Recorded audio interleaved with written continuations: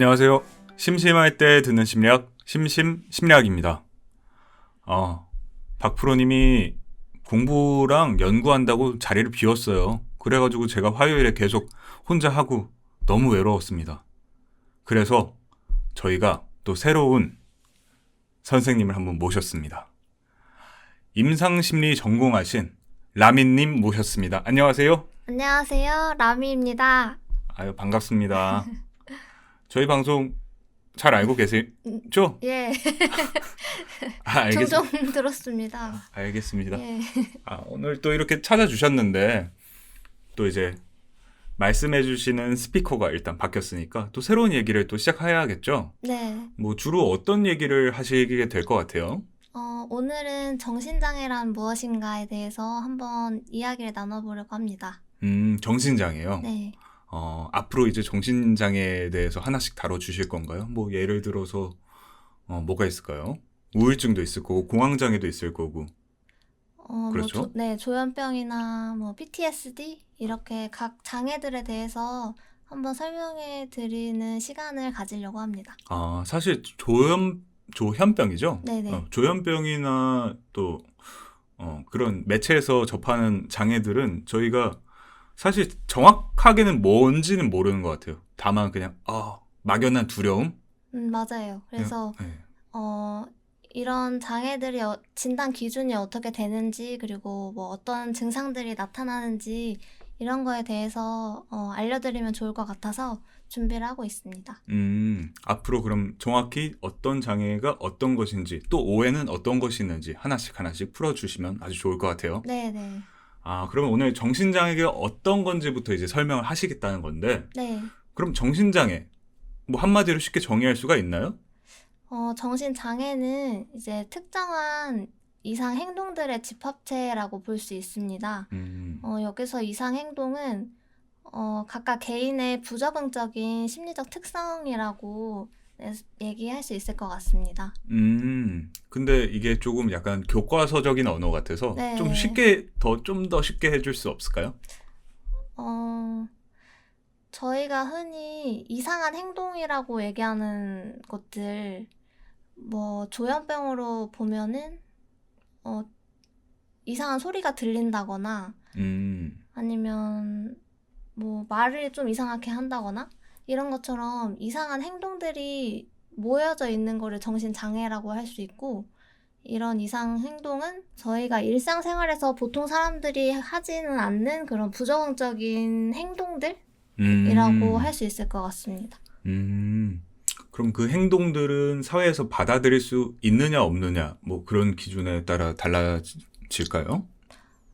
흔히 이제 심리학에서 정상하고 이상을 나누는 네 가지 기준이 있는데, 이 기준들에 대해서 먼저 설명을 드리면, 첫째는 적응적 기능의 저하 및 손상, 두 번째는 주관적 불편감과 개인적 고통, 세 번째는 문화적 규범의 일탈, 네 번째는 통계적 기준의 일탈, 이렇게 네 가지 기준을 가지고 이상한 행동인지 아니면 이상하지 않은 행동인지를 구분할 수 있습니다.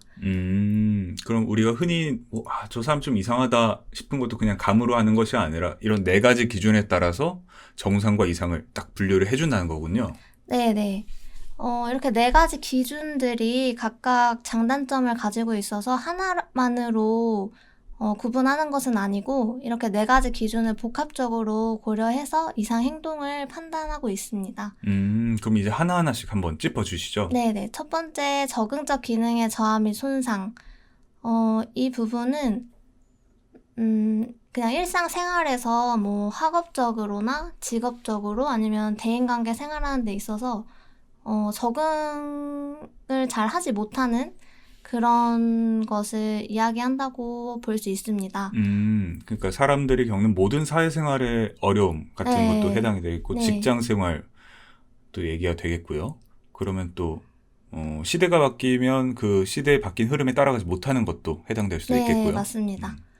예를 들어서 우울증에 걸린 분들을 생각해보면 우울증이 주의 집중력 이런 것도 저하가 되고 이제 심하게 우울한 그런 마음이 있으시다 보니까 일상적인 생활을 하시는데도 어려움이 있고 직업적에서도 기능이 많이 저하가 되시고 대인관계 생활을 하시는데도 좀 어려움을 많이 겪으시기 때문에 이렇게 개인의 다양한 측면에서 개인의 적응을 좀 저해하는 그런 모습을 볼 수 있습니다.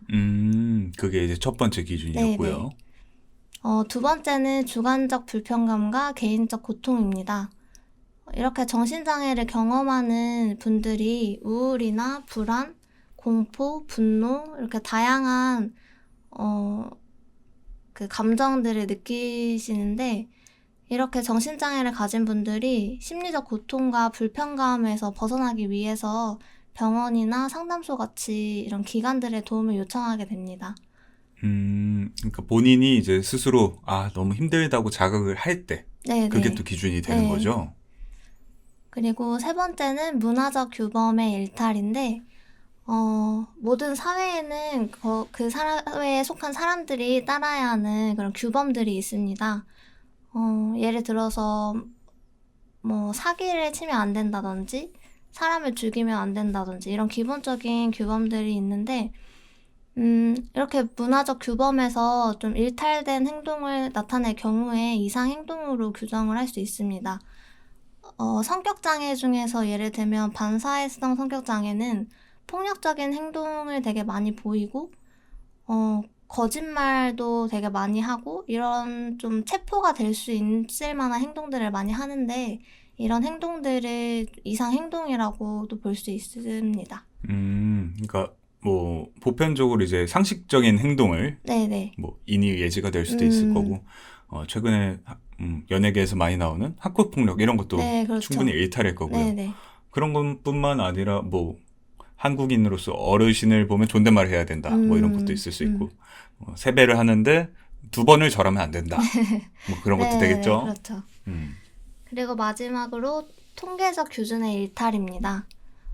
조금 쉽게 생각을 해보면 통계청에서 나온 자료에 따르면 한국인의 평균 키가 남자는 170.63, 여자는 157.111으로 나왔다고 합니다. 생각보다 작은데요? 네네. 이렇게 평균에 해당되는 사람의 수는 많은 반면에 평균으로부터 멀어질수록 좀 드문 경우를 보이는데요. 어떤 사람의 키가 평균보다 너무 작을 때는 저희가 난쟁이라고 볼 수 있고 너무 클 때는 또 거인이라고 볼 수 있습니다. 이렇게 한 사람의 행동도 평균적인 행동과 비교해서 매우 좀 벗어나 있다고 보일 때 저희가 이상 행동이라고 생각을 할 수 있습니다. 강박장애를 예로 들어서 설명을 하면 보통 저희가 하루에 손을 한 5, 6번은 씻을 거라고 생각이 드는데 이런 행동은 정상적인 행동이지만 강박장애 중에 좀 청결에 더 신경을 많이 쓰시는 분은 하루에 수백 번도 손을 씻을 수가 있어요.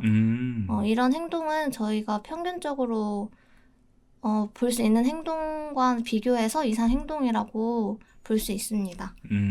그리고 또 하나 예를 들면 저희가 흔히 지능을 IQ라고 하는데 IQ의 평균이 100인데 이제 70점 미만일 경우에는 지적 장애로 판정하는 것처럼 이렇게 통계적으로도 좀 벗어나 있는 경우 이상 행동으로 볼 수 있습니다. 4가지 기준인 거죠? 네네.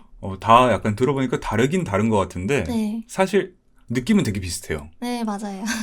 저 사람 좀 다른데? 음. 싶은 거라는 거잖아요. 사실 2번 네. 주관적 불편감과 개인적 고통 요거 빼고는 저는 다 비슷하게 느껴지긴 하거든요. 맞아요. 그래서 거의 정신장애 환자분들을 보면 그냥 조금 보통 저희가 만나는 그런 일상적으로 만나는 분들하고는 조금 다르다는 그런 느낌을 받으실 수 있을 것 같습니다. 이렇게 정신장애에서의 정상과 비정상 기준 4가지에 대해서 알아봤습니다. 근데 녹음 좀 괜찮으세요? 처음이신데 그래도 나름 조리 있게 말씀 잘 해주시는데 네, 불편한 건 없으신가요? 첫 녹음이라서 아직 조금 어색한 부분이 많이 있는 것 같은데 앞으로 조금 더 노력해보겠습니다. 아, 네, 감사합니다. 네. 저번에 김 선생님도 처음에 불편해가지고 그랬는데 우리 라미님도 잘하실 수 있을 거예요. 감사합니다. 그런데 이 정상과 비정상을 구별하는 기준들보다 저는 사실 이 비정상적인 정신장애가 왜 생기는지 그게 궁금하거든요. 네, 정신장애 이제 원인이라고 볼 수 있는데, 크게 두 가지 모델로 생각을 할 수 있을 것 같습니다. 두 가지의 경로로 네, 정신장애에 네. 도달한다고 볼 수 있겠죠? 네. 이제 첫 번째는 취약성 스트레스 모델이라는 것인데, 여기서 취약성은 어떤 특정한 장애에 걸리기 쉬운 개인적인 그런 특성들을 의미합니다. 보통 정신장애는 그 가족에서 부모님이나 아니면 뭐 친척분들 중에 정신장애를 이미 가지고 있는 분들이 계실 때 그 자녀나 직계 가족들에서도 정신장애가 나타날 확률이 높아요. 그러면 정신장애도 유전이라는 말이에요? 저희가 다른 그런 뭐 당뇨나 혈압 같은 것처럼 부모님이 그런 질환을 앓고 계시다고 해서 자녀가 100%다 그렇게 되는 것은 아니거든요. 그렇긴 하죠. 네네. 그것처럼 정신장애도 그럴 확률이 좀 높아질 수 있다는 그런 것을 의미합니다. 정신장애를 또 극복하려면 유전자도 잘 받아야 되네. 유전자도 네, 금수저가 있나 봐요. 네, 그쵸. 이렇게 유전적인 요인이나 뭐 다른 신체적인 요인, 심리적인 특성들도 모두 취약성에 해당이 됩니다. 그리고 또 두 번째가 취약성 스트레스 모델에서 이제 스트레스는 저희가 생활에서 겪을 수 있는 부정적인 사건들, 예를 들어서 실직이나 이혼, 질병에 걸리는 것 같이 이렇게 스트레스와 취약성이 함께 같이 있을 때, 동시에 있을 때 정신장애가 발생한다고 설명하는 이론입니다. 취약성 스트레스 모델이라는 게 정신장애의 원인을 설명하는 이론 중에 하나라는 네네. 것인데 네. 이제 취약성, 내가 어떤 것에 약한데 그 특정 약한 것과 딱 스트레스가 맞아떨어지면 네. 정신장애가 생긴다는 거죠. 그렇죠. 그러니까 아킬레스건 같은 거네요. 아킬레스건에 화살이 맞았다든가 네, 우투리의 맞아요, 겨드랑이라든가 뭐 그런 식으로 내 취약한 부분을 건드리면 그게 정신장애가 된다라는 게 취약성 스트레스 모델. 네네, 맞습니다. 이해가 됩니다. 네. 두 번째는 생물심리사회적 모델이라는 것인데 여기서는 정신장애에 영향을 미치는 생물학적 요인, 심리적 요인, 사회적 요인을 종합적으로 고려하는 그런 이론입니다. 그래서 생물학적 요인에는 아까 말씀드린 것처럼 유전적인 그런 요인들이 있고 아니면 뭐 뇌의 어떤 부분에 결함이 있다거나 네, 그런 것들이 해당이 되고 심리적 요인에는 우울증에서 나타나는 것처럼 좀 부정적인 사고를 계속하거나 대인관계 기술이 조금 부족하거나 어떤 문제가 나타났을 때 대처하는 방식이 부족하거나 이런 것들이 해당이 됩니다.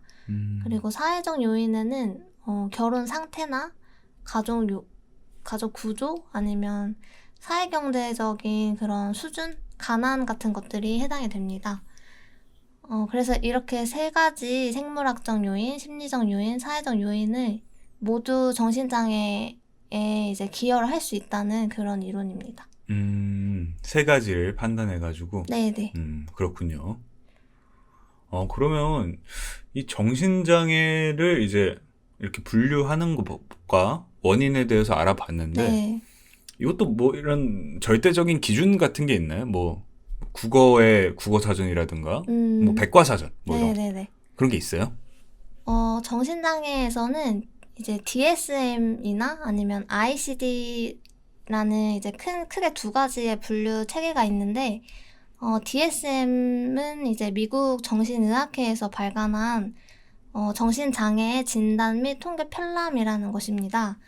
그래서 여기서는 정신장애만을 다루고 있고, 저희가 흔하게 이제 접할 수 있는 뭐 ADHD, 자폐, 조현병, 우울, 강박장애, 치매 이런 여러 가지 정신 장애들을 다루고 있습니다.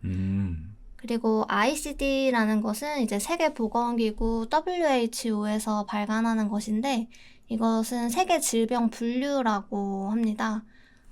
그래서 이건 정신 장애만을 다루는 것은 아니고 그러니까 사람이 걸릴 수 있는 전체 질병들에 대해서 분류를 하고 있는데 그 중에 한 파트가 정신 장애 부분입니다. 아, 그런 차이가 있군요. 네네네. 그래서 저는 이제 DSM을 기준으로 정신병리를 좀 공부를 많이 해서 아마 앞으로 정신장애에 대해서 설명해 드릴 기회가 있다면 DSM 기준으로 말씀을 드릴 것 같습니다. 그러니까 DSM은 미국 정신의학회에서 정신장애만 다룬 것이고 네네. ICD는 WHO에서 발견하는 여러 질병들 중에 한 파트가 네, 맞습니다. 정신장애라는 건데 그럼 저 궁금한 게 네. DSM에는 있고 ICD에는 없고 뭐 이런 것도 있나요? 네네, 그런 것도 있어요. 중복되는 것들도 있는데 그래도 보통은 DSM을 더 많이 이제 사용을 하시는 것 같습니다. 아, 심리학계에서는 DSM을 기준으로 네네. 좀 더 연구나 네. 치료 활동을 하는 것이군요. 그럼 DSM을 이제 좀 더 설명해 주시면 좋을 것 같아요. DSM은 정말 보시면 백과사전 두께처럼 되게 두꺼운 그런 책인데요. 정신장애를 크게 20가지 분류로 나누고 또 그 하위 범주에 300개 이상의 정신장애가 있습니다. 그래서 자세히 보시면 진단 기준이나 임상적인 특성들 그리고 유병률 이렇게 다야 좀 그 장애에 대해서 세부적으로 알 수 있는 그런 책입니다. 그럼 저희 같은 사람들도 보면 이해를 할 수 있어요? 내용이? 네네. 전공자가 아니더라도. 전공자가 아니셔도 책을 보시면 이해는 하실 수 있는데 이게 정확히 어떤 증상인지를 바로 떠올리시기는 조금 어려울 수도 있습니다. 사례를 뭐 많이 볼 수 네, 없다 네, 보니까 네, 그냥 그렇죠. 영어 사전 본다고 뭐 네, 영어 맞아요. 잘합니까? 아, 그렇군요. 지금까지 정신장애에 대해서 조금 알아봤는데 정신장애가 치료될 수 있는가가 사실 제일 중요한 부분일 수 있습니다. 맞아요. 뭐 분류를 하면 뭐예요? 치료를 하려고 분류를 하는 거죠? 네, 그렇죠. 분류하는 거는 이제 각 장애가 어떤 특성이 있는지 정확하게 분류를 하고 또 그 장애에 맞춘 그런 치료나 약물들을 제공하기 위해서 이제 분류가 먼저 되는 건데요.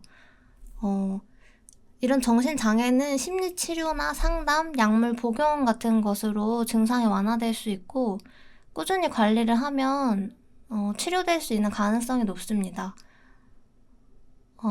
조현병 같은 경우에는 완전 치료는 좀 어려워서 장기간 동안 관리가 좀 필요하고 약물도 제 시간에 복용하는 것이 중요한데 이렇게 관리를 잘 해주면 좀 생활에서도 적응을 잘 할 수 있고 그렇게 큰 문제를 겪지 않는 것으로 알고 있습니다. 그러니까 뭐 꾸준하게 관리를 하면은 대부분은 이제 치료가 가능하다고 네네, 그쵸. 볼 수 있겠네요. 네네.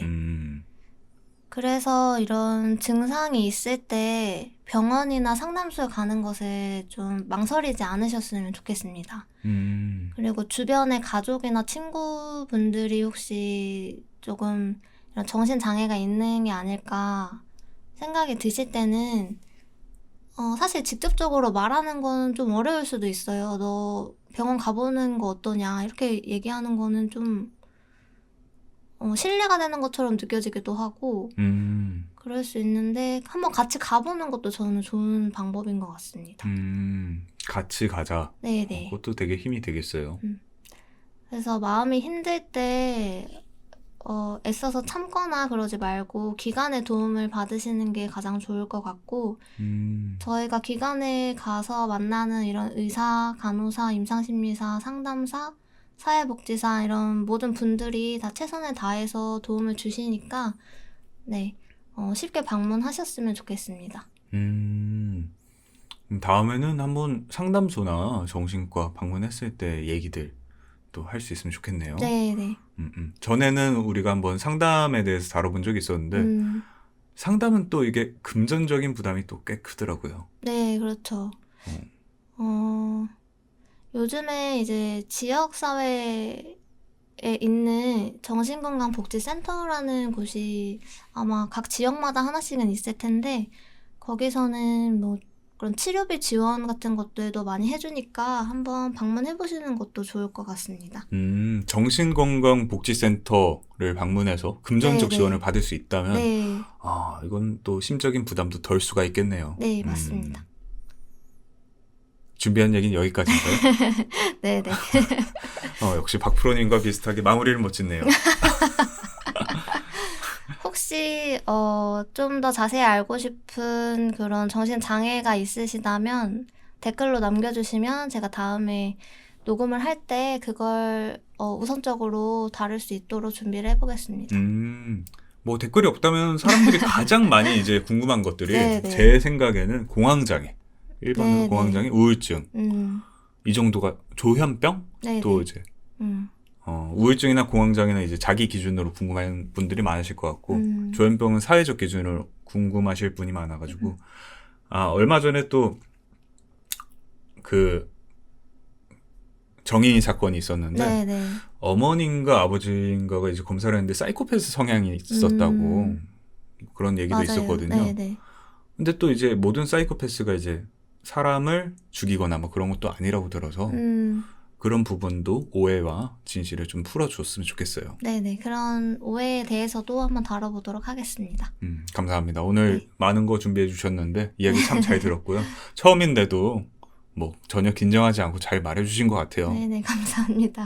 알겠습니다. 오늘 고생하셨고요. 네, 다음에 또 뵙겠습니다. 네. 감사합니다. 안녕히 계세요.